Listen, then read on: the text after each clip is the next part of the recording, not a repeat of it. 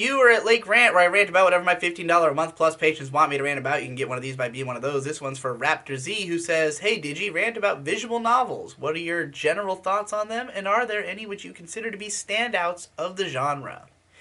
I feel like I've talked about visual novels in a sort of general sense before, but I don't read a lot of them because they tend to be very long and involved, and whereas when I'm reading a book, I can just kind of pick it up and put it down, take it with me, read it wherever. With a visual novel, you have to, read it on the computer or laptop or wherever you have it. And they also usually put a lot of emphasis on their sound design, which means you have to actually listen to it. And that is a nauseating experience for a lot of them, because not only is the music often cheap MIDI music made by, a guy in FL Studio or whatever, but it tends to loop endlessly in short tracks that loop forever.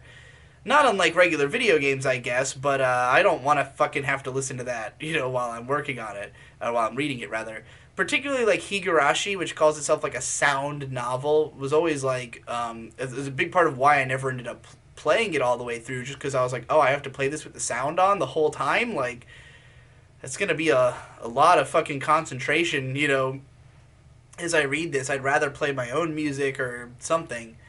But in any case, also sometimes the art isn't that great, as in the case of some of Ryuki Shio7's work. But, it's really the length that's the most foreboding part for me. Like, it's hard for me to even consume a longer anime series or a longer video game, much less a longer visual novel.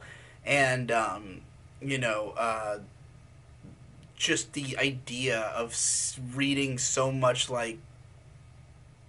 anime dialogue is not the most fun idea of a time for me. But there are some shorter visual novels that I have actually played all the way through. So for instance, Saya no Uta, which is only like 4 hours long. It's written by Urobuchi Gen. I like pretty much everything he's written, and I liked Saya no Uta. It was cool, Lovecraftian horror, cute lolly, good sex scenes. I also have gravitated more towards visual novels that are basically just a bunch of sex scenes, because obviously then it's just porn and you don't really have to think of it as like a narrative you have to engage with in depth, though I don't usually complete those games.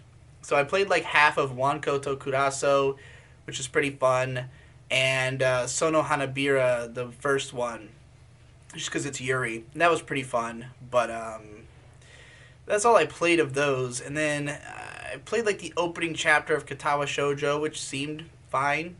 Trying to think of what other visual novels I've actually played. Like, again, I usually will just like read through a little bit and then give up, just because it's like, it's a lot. It's a lot to trudge through, especially in the early stages. And like, visual novel authors, I feel like, have the least self-control. I mean, a lot of them, I feel like they don't have editors. It's people who are just writing this shit and selling it at like Comic or whatever, or just very small teams. And just the rambling nature of the dialogue in a lot of these games, the way that characters will just stand around and talk about nothing, or have these long internal monologues and all that, and like, there's not a lot of punchiness and excitement to it that there really needs to be for any story to be interesting, in my opinion. So, I'm sure there's plenty of great visual novels I haven't read, and also a lot of it seems to be like cry porn, or like stuff that just exists to make you emotional, and I don't tend to like those kinds of stories anyways.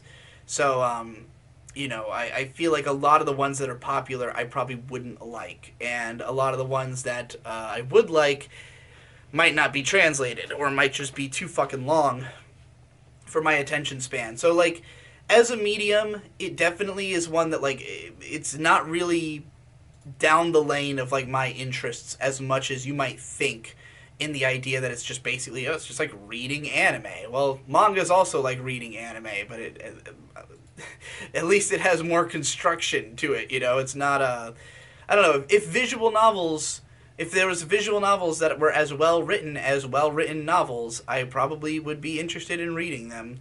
I'm sure there are some, but a lot of them are not, and it's hard for me to really know which ones. Like, if you were to just look at a visual novel recommendation chart, it's obviously created by people who like visual novels. So it's kind of difficult to know, like, okay, how much of this would appeal to me? Like, what are the visual novels I should read if I don't like visual novels, and only want to read the very best that the that the medium has to offer, and then maybe the experience that I've built up from doing that would trickle into me taking interest in more of them, but I have not had that experience.